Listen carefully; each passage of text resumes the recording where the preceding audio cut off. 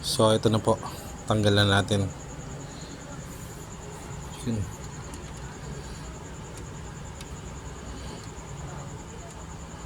Yan ang itsura. So kaya ganyan po itsura niyan. Hindi po ako naglalagay ng coolant. Ayan, hindi po tayo naglalagay ng coolant. Yan po.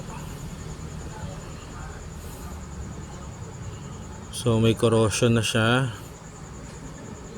Yan. May corrosion na po ang kanyang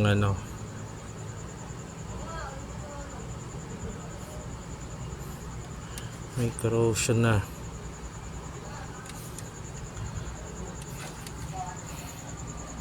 So paano nga ba malalamang sira? So ito po, tingnan nyo mabuti.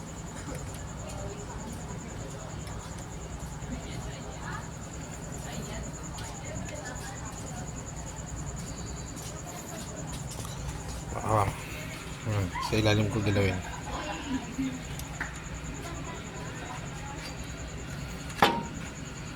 Ito.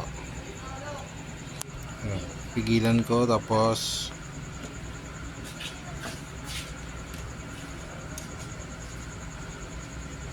yun po, ano nyo, nakikita nyo kung gaano kalakas gumalaw. Yan po, indikasyon na sira yung water pump.